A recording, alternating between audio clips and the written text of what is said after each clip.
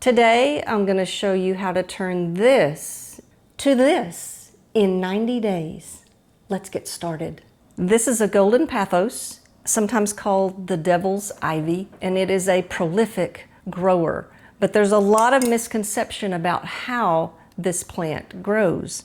Some plants, when you put them in the soil, the roots spread and the plant comes up from the roots to fill in the pot.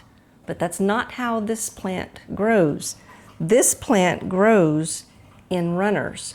So if you have one stem and one leaf, you're going to have one runner that gets longer and longer, and it will never fill in the pot. If you want to fill the pot, you have to do a certain kind of treatment to make this plant spread. The Pathos is native to the rainforests of Southeast Asia and the Pacific Islands, which means that it thrives in a wet, warm environment.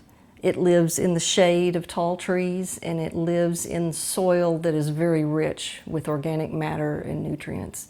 And in that environment, it can grow 12 to 18 inches in a month.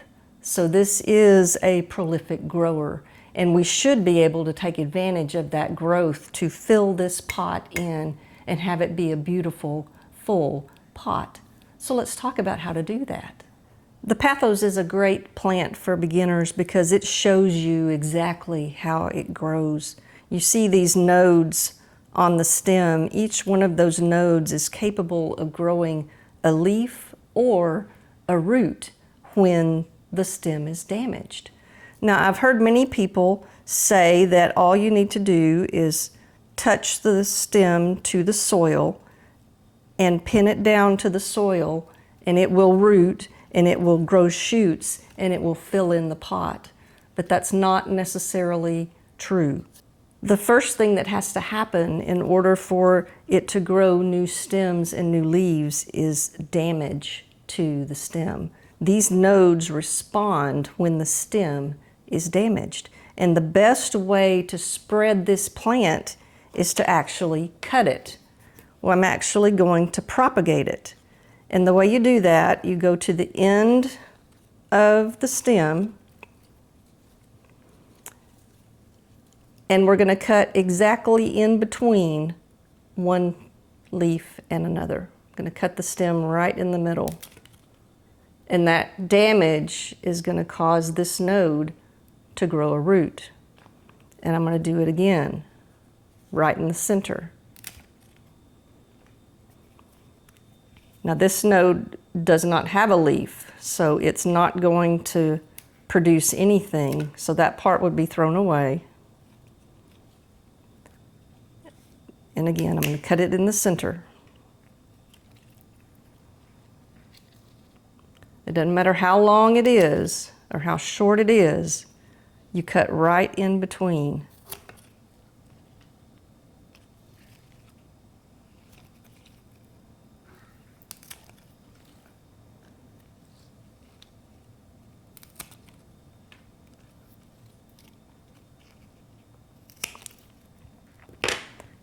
And I'm leaving one leaf on one stem, and you never want to leave an empty stem sticking up like that. That's a chance for fungus or bacteria to grow because it's just going to rot and die. So you cut that piece off so that you've got a nice clean cut at the end. Now this node is going to grow another stem, and it's still going to be one runner. Many plants, when you prune them like this, they divide and you have 2 runners or 3 runners, but that's not how the Pathos grows. One stem produces one runner. Now, we have all of these little babies. If this were happening in the rainforest, it would happen because an animal walked by and stepped on the plant and damaged the stem and stimulated that little node to grow. And this little stem would fall on the floor of the rainforest, and it would rain on it, and that node would begin to grow a root, and it would grow into the ground and eventually stand up and grow a brand new plant. So we're mimicking what this plant does in its natural environment. I've made cuts on 8 different leaves, and then we have one in the ground, so there's 9 leaves, potentially 9 runners to fill in this pot and spill out of this pot. On this stem, there's 1 node, and that's where the root is going to grow. On this stem, there's actually 4 nodes. So 4 opportunities for roots to grow into the soil and produce vigorous growth on this new little leaf. And so the next step is to simply make a little hole in the soil and put your stem in the soil and cover it up. With a Pathos, you don't need a rooting hormone. You don't need a special sterile soil. In fact, you don't need anything special other than damage and some dirt to stick it in and keeping it moist, exactly like it would be in the home environment in the rainforest. And so I'm spreading these little stems out so that when they start to make runners, they'll have plenty of room in the pot. They won't be crowding each other. And this is the last one.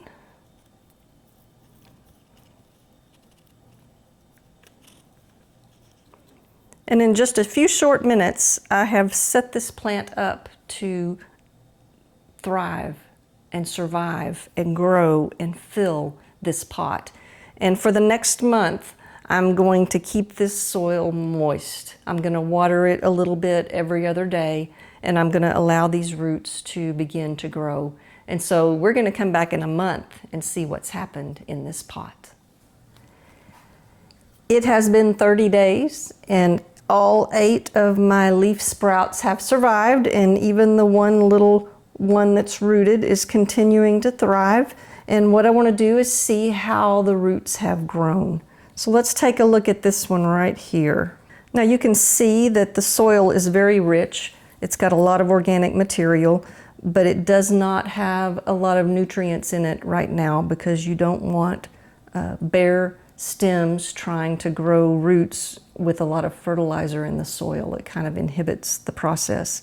And you'll notice the leaves are wet. I have been misting it every day and then watering whenever I feel the top of the soil getting a little bit dry. I water it every 2 to 3 days to keep everything moist. And so I'm just going to lift this little guy right here out, and let's see how the root is growing.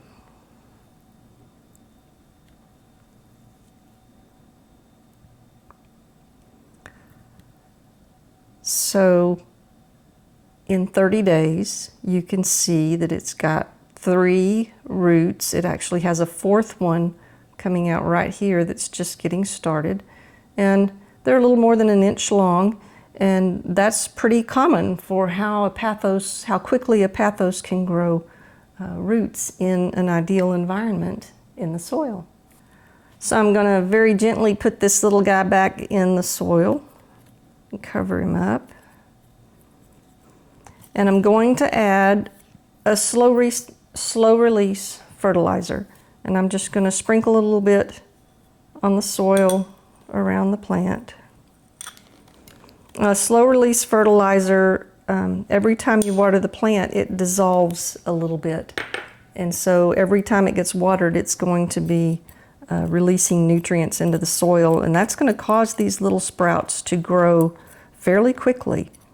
Now it's a good idea to try to cover up the little pellets of fertilizer, and I think what I'll do is get just a little bit more soil and sprinkle on the top of it before I call this finished. But otherwise, we're going to give this another 30 days and see how fast it grows.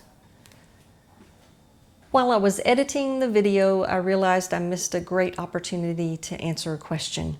I have lots of people that root their Pathos in water, and the question is, will it grow faster if I root it in water? And the answer is no. An aquatic root is very different from a soil root. So while it does grow a root faster in water, it doesn't help it to grow in a pot in soil. An aquatic root has a waxy finish that covers the root and it gives it a white appearance, and that waxy finish helps it to take in a very little bit of water instead of a whole bunch of water. A soil root is covered with fine hairs that take advantage of any opportunity of moisture to draw that into the root. So if you root it in water and you put it in the dirt, it's going to take time to actually grow new roots to live in the dirt. So it actually will take longer if you root it in water. And the other question is, will other varieties of Pathos grow just as fast as the golden Pathos? And the answer is no. Every species of Pathos has its own growth rate. Some are very fast growers and some are very slow growers. And you just kind of have to learn that from experience.